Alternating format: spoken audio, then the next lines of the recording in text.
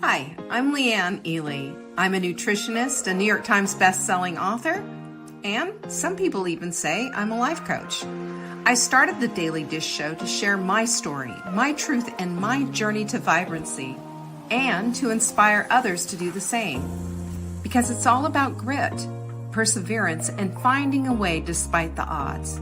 It's about embracing the whole woman, not just the parts that are easy to love, and feeding her heart, mind, body, and soul.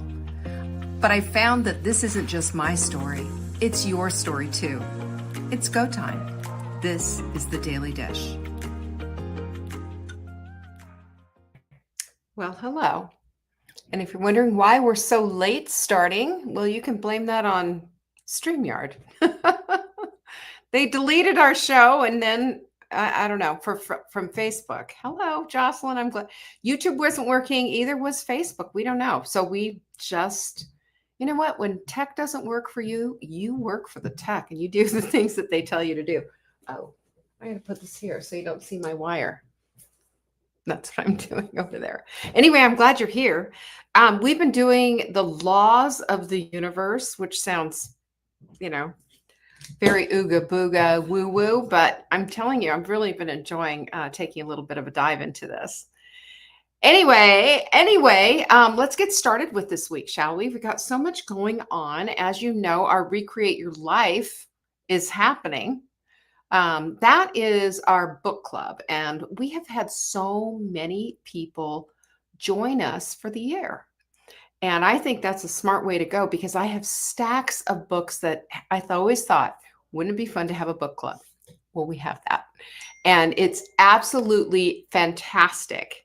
You can find it at savingdinner.com/recreate. You can get all the information there. I think tonight is not Recreate Your Book, though. Recreate Your Book Club. We just finished one, but tonight is The Rising Tide. So anyway, I'm just letting you know. I'm trying to keep all my things that we've got up, all the plates. Remember Ed Sullivan when they had the plates on the sticks and the guy going back and forth? My mother used to say, "That's you, Leanne. That's you keeping all those plates going." We're all in our places with bright, shining faces. Catherine, that's so sweet. I like that so much. Anyway, so we have that. We also have our brand new Take Back Your Life journals, which they're really, I love these because what they do is they are really built on your goals. So as you make your goals, then you make your goals a reality using Take Back Your Life, because that's exactly what this is exactly what we're going to be talking about today too, by the way. And it is fantastic. This one I had printed. You can also get the PDF version, but isn't it beautiful? Isn't it? I mean, it's fantastic. And there's all kinds of things in there.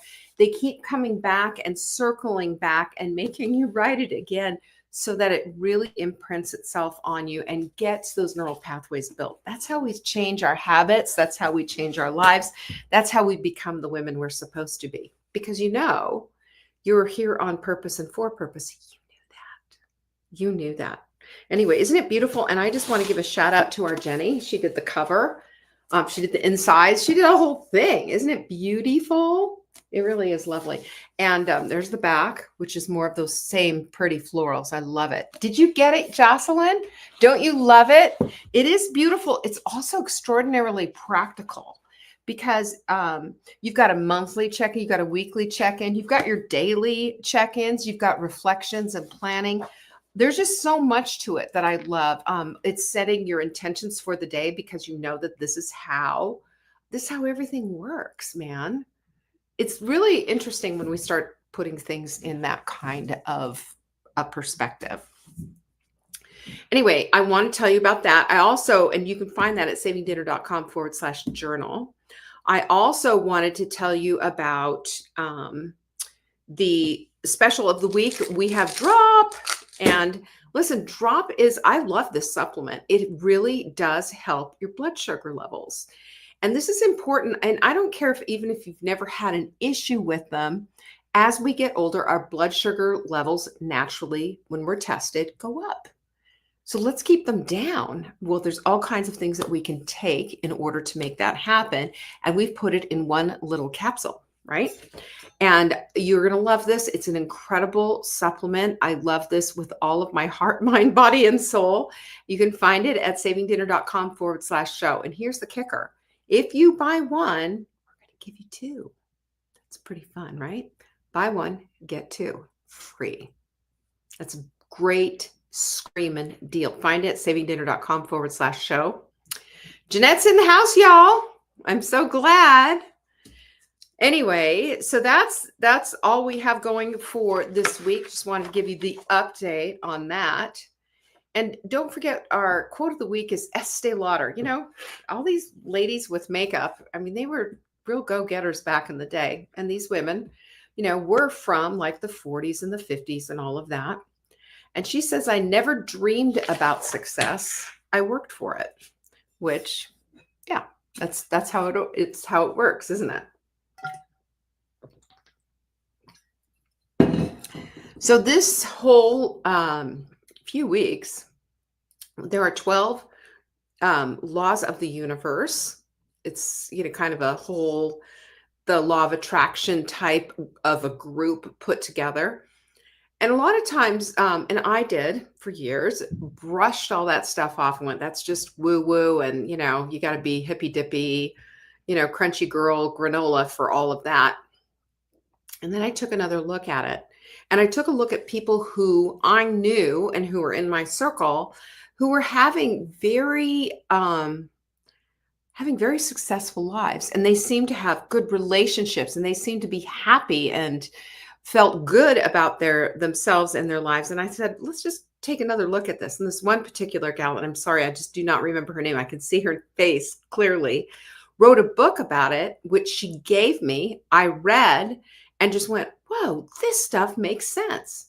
And so we're not going through her book, but we are going through the laws of the universe. And this week, we are talking about the law of correspondence. Now, again, it's a lot of, you know, you can put as much woo-woo into it as you want. You can also back away and just say, okay, wait a minute, just show me the science. And it's a buffet line, you know, you can take some and you can throw some away. You do you. But I'm just going to explain a little bit of it because I think it's such a neat thing. And it's something that we've talked about quite a bit. And I also look at this as kind of a reaping what you sow, kind of a law of the universe, if you will. But the law of the universe is a principle that bridges the spiritual and the practical, which I think is really kind of intense. It is. And this is what the definition is. It states that the patterns we see in our external lives correspond to our inner thoughts, beliefs, and emotion. In other words, our outer world reflects our inner world. That's pretty interesting. Linda, Autumn, good to have you here. So one of the phrases that they use is as above, so below, as within, so without. So this law of correspondence then has real implications of how our worlds all operate. So let's just take a deeper dive into what does this all mean? At its core, and I think this is really kind of neat, is that the law of correspondence shows us that life is a mirror. Life is a mirror. So there's the experiences, relationships, and circumstances that we encounter. They're all shaped by our internal landscape. So, for example, if you carry a lot of self-doubt and worry, anxiety, and negativity and what have you, you're going to encounter that kind of stuff. You're going to encounter that kind of stuff in your life, and those challenges and conflicts are going to reinforce themselves in how they show up in your lives. I think, you know, think reticular activating system too, right? I mean, this is part and parcel of the whole thing. And on the flip side, when you're cultivating gratitude, when you're thinking, okay, I can look at it this way, or I can have a more positive perspective and see the good side of X, Y, and Z, then you're going to attract more of that. It's more fulfilling relationships and more opportunities and more success. But here's the thing that I really want, the large caveat that I want to put in there is that doesn't mean that every misstep or hardship that you're facing is your fault, nor does it mean that you caused it. Okay. just got to throw that in there, because otherwise we're going to be walking around very tenuously all the time thinking, oh my gosh, if I do this, then I'm going to get that. Excuse me. Is that really how we want that whole thing to work? So instead of looking at it that way, let's look at it as an invitation to look inward and to recognize how our perceptions and our beliefs influence our very reality, because they simply do. We also can look at, how does this apply in my life? Well, let's take a look at understanding that we are active participants in our reality. We're not just here, passively doing time, so to speak. For example, in relationships, we can look at that. If we are struggling with conflict, we need to consider how our inner feelings about ourselves might contribute to what it is that we're projecting towards someone else. Interestingly, sometimes we have unresolved emotions that also gets projected, and feelings get hurt and all this other stuff. But what's going on inside of you? Oftentimes we're just looking without, and we're seeing what's going on with someone else, not recognizing the connection between what's also going on inside of us, right? Remember, when we're pointing one finger, we've got 3 fingers pointing back. I think that's kind of a thing. In career and finances, it's the same kind of thing. If we have a scarcity mindset and believing that there's never enough, that's oftentimes what we experience, that it's just scraping by, and we're just looking at things from the perspective of, how do we get through all of this? Hi, Lynn. And there oftentimes is a lot of self-sabotage that goes with this scarcity mindset, and also a lot of missed chances, missed opportunities. And I can vouch for that. I have been in that exact same place before with it. And it's sad, and it's tragic, and it's birthed out of this scarcity mindset. And then when it comes to mental and physical health, well, what do you think chronic stress and resentment and unprocessed emotions and grief and all the rest of it, why do you think this stuff manifests itself in physical symptoms, right? Our bodies hold it.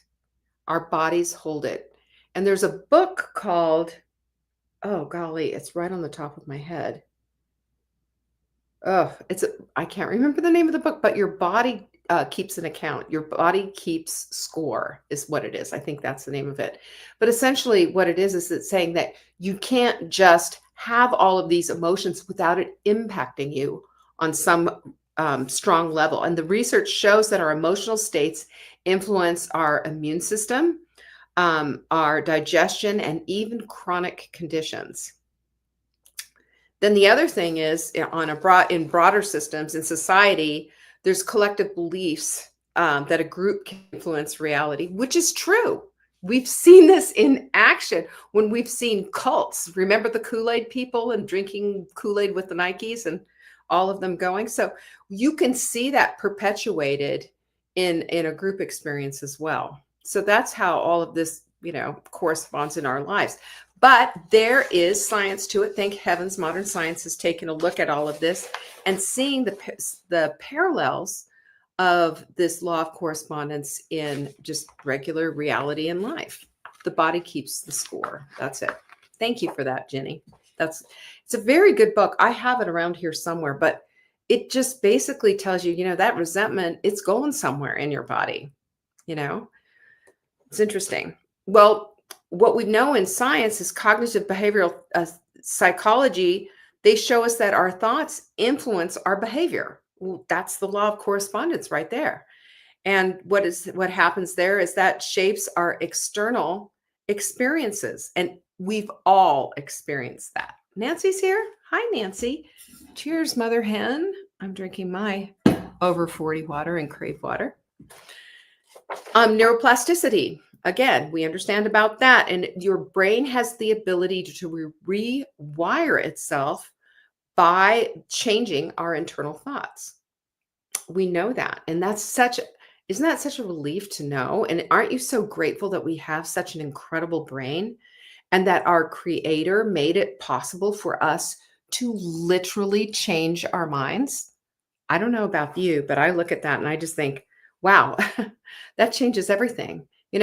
We can put on a different lens. We can see the world through a different lens and understand it differently when we've made a decision to do so. And that's what the law of correspondence is talking about. There's also placebo effect and quantum physics.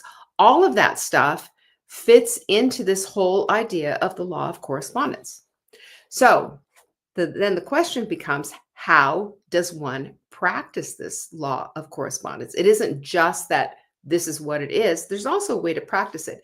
And the first one, of course, is develop self-awareness. Self-awareness is so easily overlooked. We hear self-awareness. Oh, yeah, yeah, yeah. Everybody's self-aware. No, they are not. I have news for you. Most folks go through life and life happens to them instead of having them participate in the life that they want. When we're talking about developing self-awareness, we're checking in with how are we feeling? We're checking in with, are we noticing what's going on here? We are reflecting on our inners, that inner peace that we can oftentimes attain. That doesn't happen just by accident. It is pursued. It is pursued, and that's done by noticing, how do I feel? How do I change how I feel if I'm not feeling right? And how can I see the patterns that are in my life that are disrupting me from having this life of peace? God did not put us on this planet to have a miserable experience. He didn't say, okay, I'm going to put you here. You're going to have a good one. You're going to have a good one. And you are going to be my poster child for absolute sheer misery. It's not the way it works. That's not what a good and loving God does. A good and loving God gives us the ability to change our minds. It starts with noticing. It starts with making different choices, making different decisions, taking all of that focus on that negative and all the garbage and changing it over and finding something to be grateful for and noticing that instead. And I don't know about you, but to me, that to me is somebody handing me keys to a cage. Because when you're trapped in that negativity, it's because you simply have not noticed. You've just simply accepted that wheel of disfortune and lived there. And it doesn't have to be that way. And I hope whoever is listening to this is saying, oh my gosh, what a relief, freedom at last.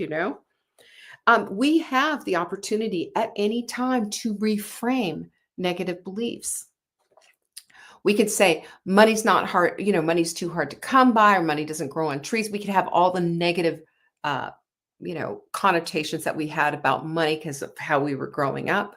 Or we can start flipping it and changing it with an affirmation and empowered truth and just say that, money comes to me when I'm doing what I need to be doing, when I'm doing X, Y, and Z, money comes to me. I have enough. I have plenty. I am abundant. And we can say the same thing when I'm not good enough. Yes, you are. I am good enough. I am enough. I'm giving everything that I have and I get better and better every single day. That's putting noticing into the equation. It's also reframing those negative beliefs and using the tool of affirmations to make it that much better. And then we have the opportunity also to shift our focus. If we put all of this into play, oh my gosh, it's so great. When you redirect your focus onto actually the things that you want and your solutions, life is never, ever, ever the same. It's never the same. Our focus is a laser beam of energy. And that focus is where all that energy goes. So when we take our focus and we go over here, do you like my sound effects, by the way? And we're just all over this negativity and finding all the garbage on the internet and passing down the mean memes and then trolling somebody. And you know how this is the pattern, flipping somebody off in traffic. There are people, that's their entire lives. Who wants that? That's a focus that just does not work. But then if you focus and you shift all of that to, What is the solution to this? How is this going to help me? How is this going to help other people? What can I do? How can I be of service? How can I take care of myself? All of these things are putting the solution into the problem, not the other way around. You think about that.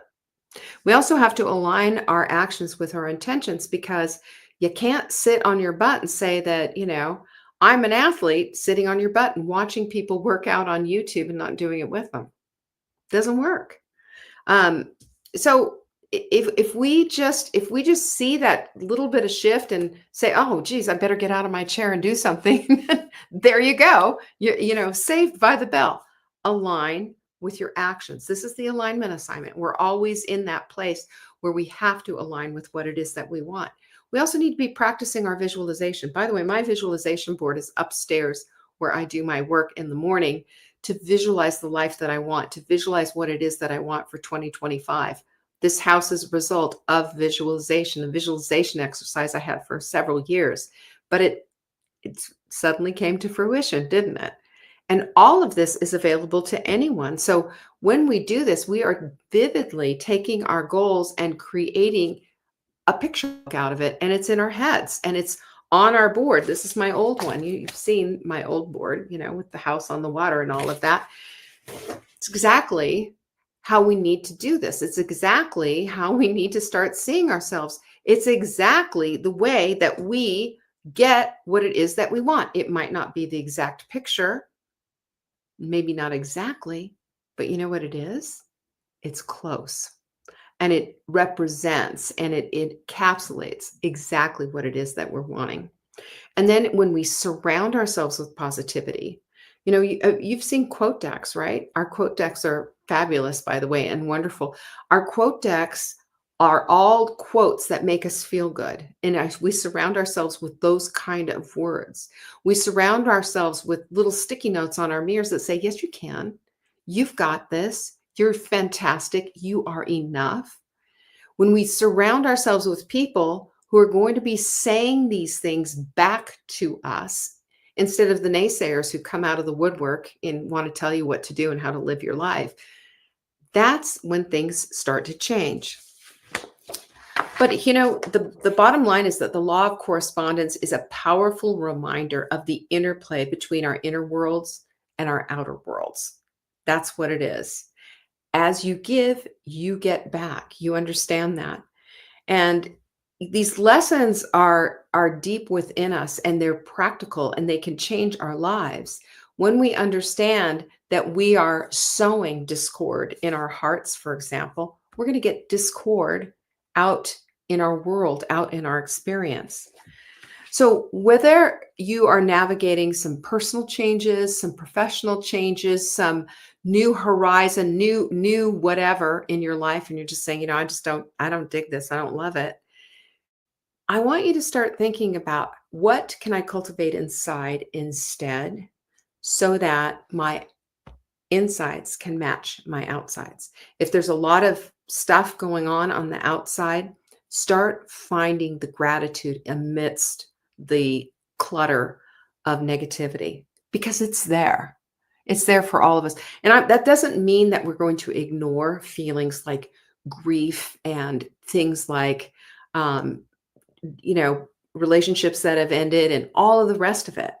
It just means that out of everything that's going on, there is still something in your life that's good and positive and that will feed your soul. That's the thing that you need to be looking for. And that's the thing that's going to make this law of correspondence work on your behalf. So that's it for today. But I do want to say one thing. I ask you to pray for my husband. He went to the doctor. He was out splitting wood, and as he does, and Mark is strong and he lifts weights, and I'm very proud of him because he's in very good shape. But anyway, he was out there going at it with this big, I guess it's an owl thing, AWL, I think is what it is. But it's this huge head, and it's just clunk, clunk, clunk for hours. And he came in and he goes, "Ooh, I think I pulled something." Well, a week later, he was having difficulty breathing and, he was complaining and had all kinds of stuff going on. He went to the doctor yesterday, finally, and the doctor said, "You have a collapsed lung." Well, I freaked out, and of course, as one does, and then they called him here at home and said, "You need to go to the ER and you need to have a MRI done because we need to take a look at it." Well, as it turned out, it wasn't a collapsed lung, it's pneumonia. So listen to this. I never knew this in a million years, but because of that injury that he had, it gave him, it was all around his ribs and it really hurt, and he did something. He shallow breathed. And that shallow breathing and not using the full lung brought in bacteria and water in the lung, and he got pneumonia of all things. So he's been pretty pathetic and not doing so well. I'm worried because he's losing weight and I don't want him to lose his muscle because you know how that is. But I've got him doing some deep breathing, and he's on antibiotics, and of course we're going to probiotic him up and all of that. But I just wanted to let you know what was going on with him because I believe in the power of prayer.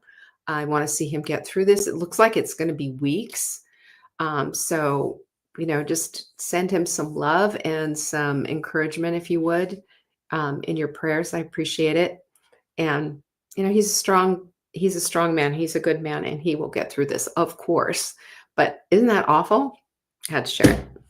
But I was like freaking out about the collapsed lung. And then it wasn't that. It was, after the MRI, they said that's what it was. So anyway, fun at our house. Yes, he's going to feel better. So I appreciate you all. Thank you so much for everybody. Coughing helps move that around. Yes. Yes, they did. They didn't give him anything at all. They just said, do some deep breathing and whatever. I think they looked at him because he's a good shape and all that, but they looked at him and said, "Oh, you know what to do."